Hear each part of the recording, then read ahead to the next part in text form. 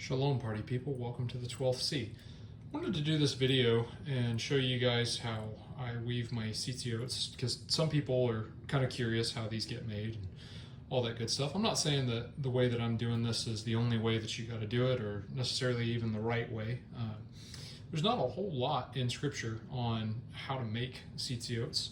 There's really only the conjunction that it's got to have a cord of blue in it. I've literally seen people who have yarn that just kind of wound together a little bit and clipped them onto their belt loops and gone with it.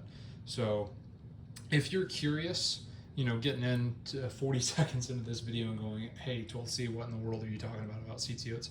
I've got a video explaining them in depth, and I will link that in the description here, so feel free to do a little bit more explanation. But this is more tactical, practical, how I weave mine at least. This style that I do is not the only style that I have. This is 12 loops all the way around, and you see it has that double macrame in there. Got a knot on either end, and I've been using the S binder on that. There's a whole lot of other styles of binder clips that people are running. I think it's really cool. Sanctified Supply Co is actually running this style where it's single, and I'll say this, wearing this style is a lot more convenient because it doesn't accidentally come undone here. The only downside I think to it is the hole is as small as it is on this size, although these come in a million different sizes. Sanctified, when they do theirs, they do a single macrame, and that's fine. A single macrame is pretty easy, pretty quick to do. The double, just a little bit of diligence in it, and it's actually relatively straightforward. You'll notice also that Sanctified does a 4-strand version, where this strand that I just showed you is an 8-strand version. There's not a set number of strands that have to be in there. I think the 8-strand is tradition, but tradition's not biblical. So it's, not saying that the tradition is wrong, so to say. I'm just saying that there's a lot of groups that have come in and done their own things, and it's kind of cool. If you start Googling tzitzits, you'll see like about a bazillion different styles, and I think that is a testament in and of itself that you have so many different people groups that are doing this because they see the obedience in the commandment in Numbers 15 to go in and wear them. This style I got from Grindstone, and these were actually a gift. You'll notice that there's a knot right here in the middle, and the other side that I showed you from Sanctified had the knots in them as well, that distinguish one set of windings from the next. There's traditions where different groups will do whole sections of windings, and each one comes out to spell a different letter. You may wonder, why in the world do I do 12? You can say it's 12 tribes of Israel, but 12C, and so it hits both sides of it. But I just wanted to, 3.5 minutes into this, show you guys what I'm doing. I'll do this twice, and what I do is I start by making a set of strands that are just knotted onto the S binder, and I'll show that first. So I get them as relatively even as I can, and this blue is double the length of the black. The blue is the one that I like to do the double macrame with, although you can do it with any color, it doesn't matter. And I just wind these through.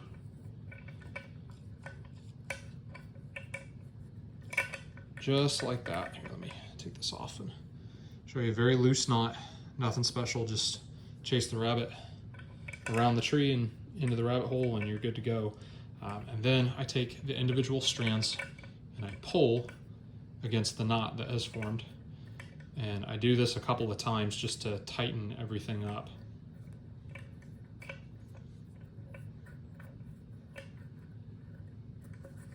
And you'll see that that knot is already tighter. I'm going to do that at least once more just to make things a little bit better.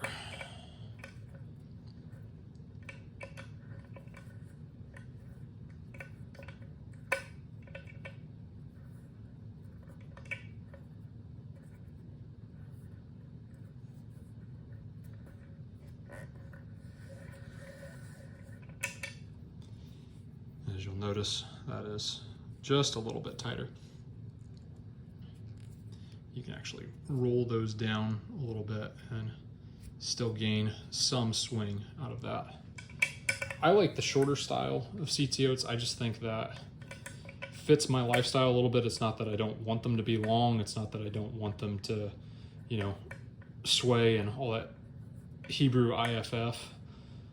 I just think that the shorter ones don't get snagged on things as easy. And especially if you work in an environment where you are concerned about snag hazards, having them a little bit shorter, I think, is a little bit easier to do. Although this style is my dress style. When I'm wearing nicer clothing, I will tend to wear a little bit longer of a CTO. So you can see the difference already. And this is wound, and when it's wound, it's substantially shorter. So, all right, I'm going to show that one more time, just so that way the people who are eagle-eyed at home are like, oh wait, rewind, let's try that again.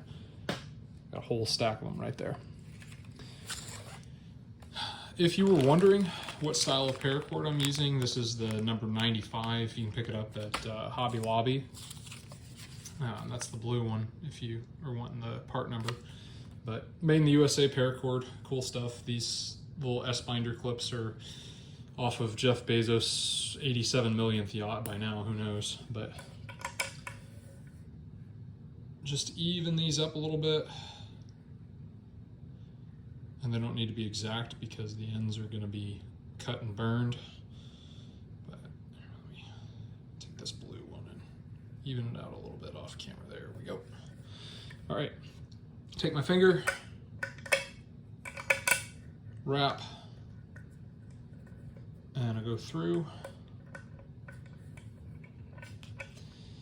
And you may be wondering, hey, how long should I make these? I don't have an exact length. Little bit of trial and error. I recommend only cutting off one section at a time. But for doing this length, you'll see how much shorter that is. For doing this length, I find that double the length on the blue versus the black, because that's the one that I do the double macrame on, tends to work best for me. I don't know, I think the black strands, I do 3 black strands that are, 18 inches or so, and then double that for the blue. There you go, you can see that knot's already tighter. We're gonna do that at least one more time.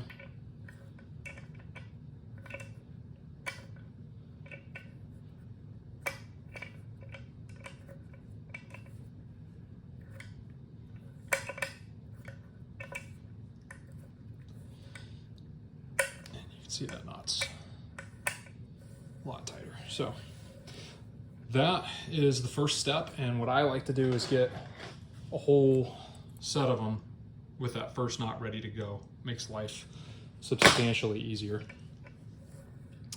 Then what I do is I take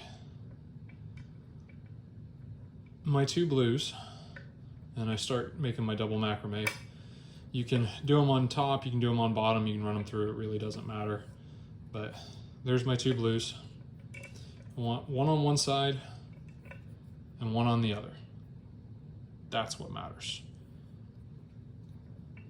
So I bring out the one on the right hand side for me. I bring it under and do this. So this one doesn't matter right now. I'm just taking this piece and bringing it under and across. So it's kind of like a backwards number 4. And then I take this piece, it's still under that first one right there, and I feed it through.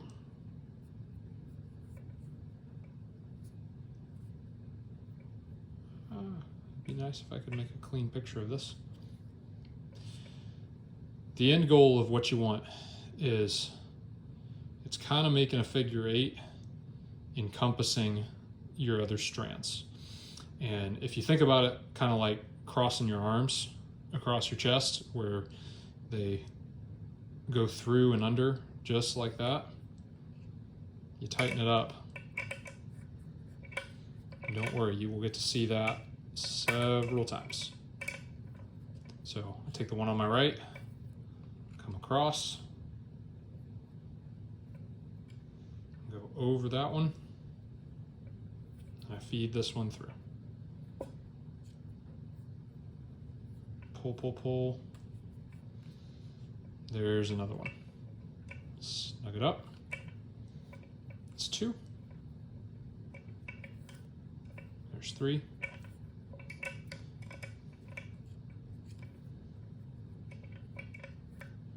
There's 4.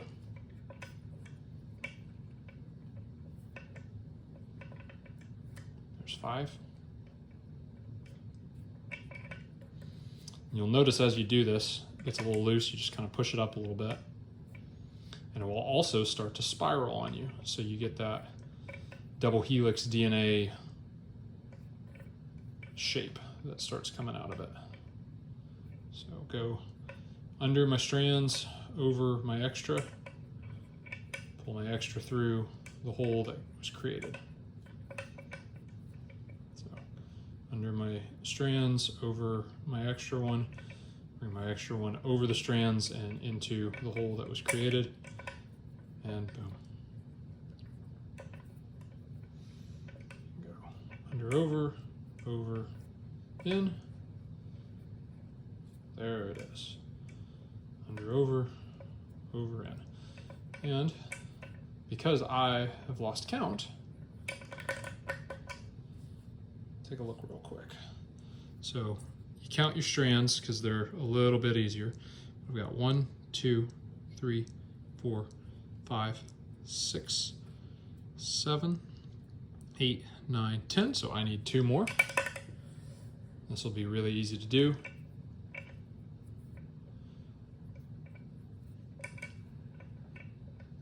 You may be wondering, hey, I've taken it off its original point. Does it matter? No, it doesn't. Because this pattern is the same either way. So there's my 12, just like that.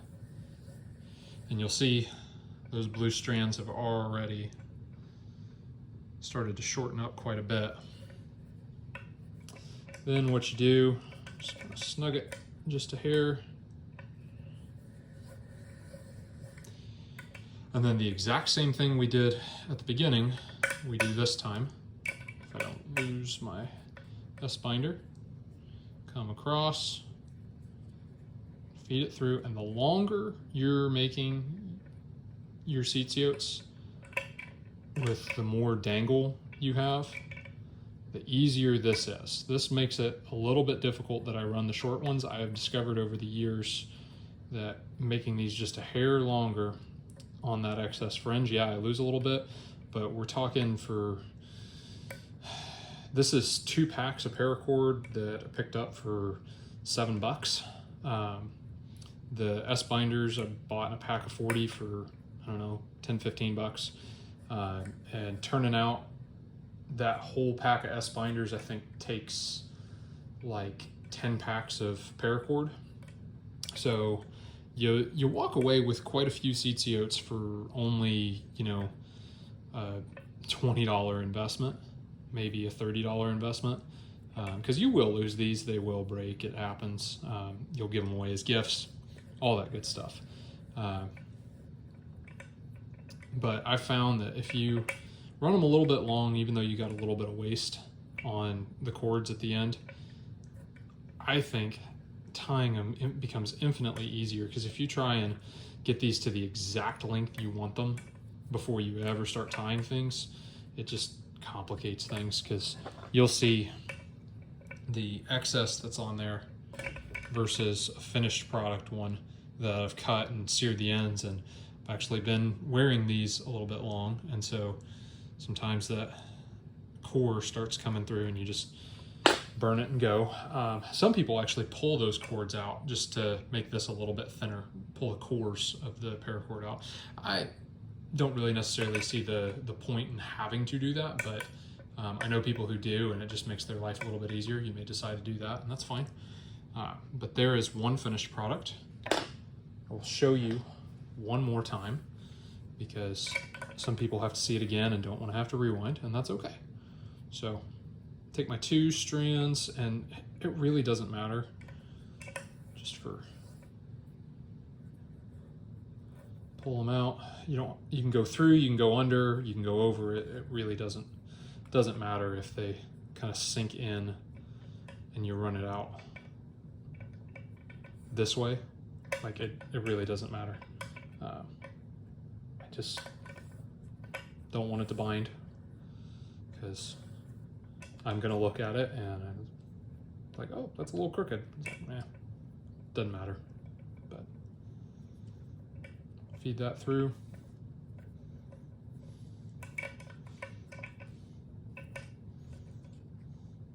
Under and over this one. There's 2.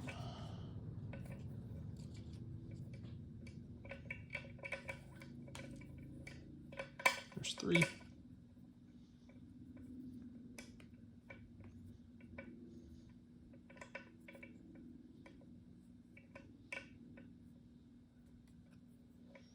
There's 4.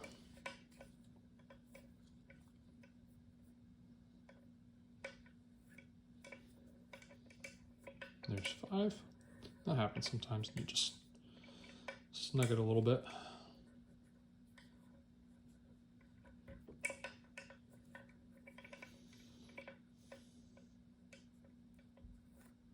There's 6.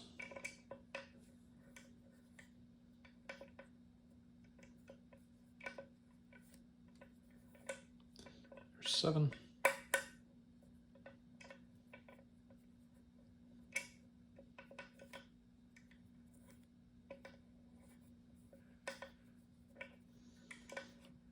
What, 8?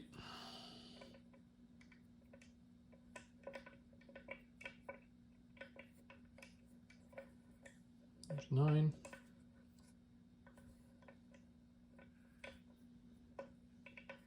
10.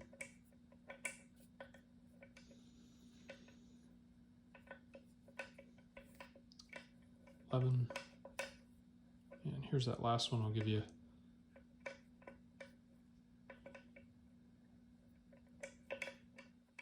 There's 12. We'll just do a double check real quick.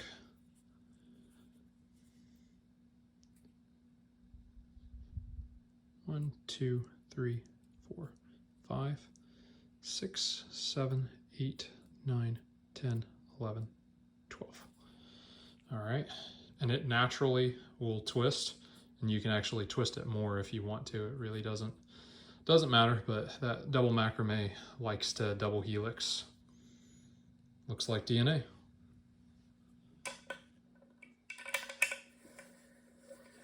All right, then give it a tie.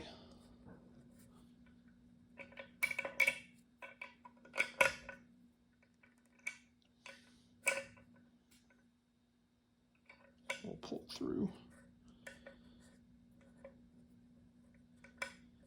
Just like that. And we'll tighten it up. Like I said, I like to do this, tighten it up at least twice. Makes life a little bit easier. You can actually, when you're cleaning up the ends of these, you can actually take your lighter and very, very briefly hold it to that knot, and that will help hold things together longer. It will eventually, the longer you're wearing these, start to fray just a little bit.